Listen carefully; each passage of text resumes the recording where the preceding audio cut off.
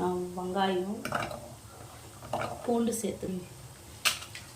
கண்ணாடி மாதிரி வறுத்தா போதும். இப்போ இது நல்லா வரப்பட்டுச்சு. நம்ம இதில் தக்காளி சேர்த்துக்கலாம். நான் 2 தக்காளி சேர்த்துக்கிறேன்.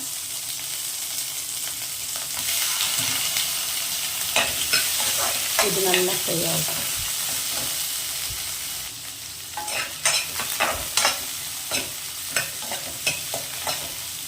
இது கொஞ்சம் நல்லா இதாகிற மாதிரி உப்பு சேர்த்துக்கிறேன்.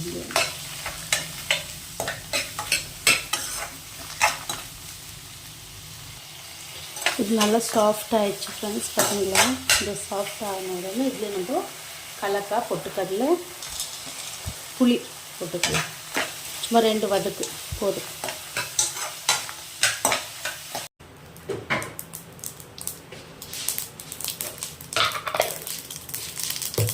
கொஞ்சமாக உளுந்து கடலை பருப்பு போட்டுக்கலாம்.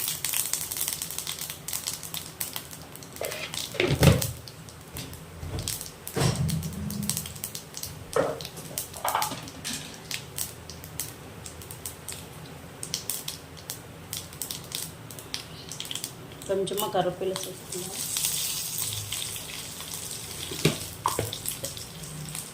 ஒரு 2 காஞ்ச மிளகாய் சேர்த்துக்கலாம்.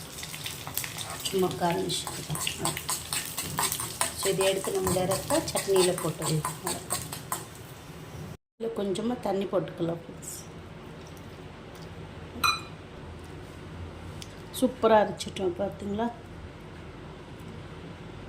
இப்போ இதில் தாளிச்சில்லை ஃப்ரெண்ட்ஸ். நான் இப்போ இதிலே சேர்த்துக்கிறேன்.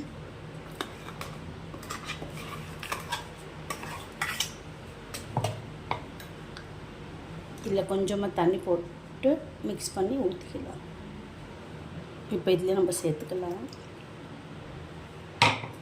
உண்மையிலே டேஸ்ட் ரொம்ப நல்லா வந்திருக்கு ஃப்ரெண்ட்ஸ். இது கொஞ்சம் தண்ணியாக இருந்தால் இட்லி கூட நல்லாயிருக்கும். இது நம்ம சாதத்து கூட போட்டு சாப்பிட்லாம். ரொம்ப அருமையாக இருக்கும் டேஸ்ட்டு. சட்னி கெட்டியாக இருந்தால் எனக்கு பிடிக்கும் ஃப்ரெண்ட்ஸ். ஸோ நான் கெட்டியாகவே போட்டுக்கிறேன். கொஞ்சம் சுவையான டேஸ்டியான இட்லி ரெடி. இங்கே பார்த்தீங்களா, இட்லி சட்னி எப்படி இருக்குன்னு டேஸ்ட் பண்ணலாம்.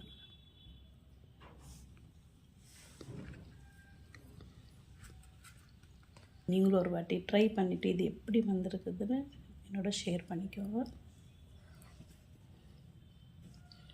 நெக்ஸ்ட் வீடியோவில் பார்க்கலாம். until bye.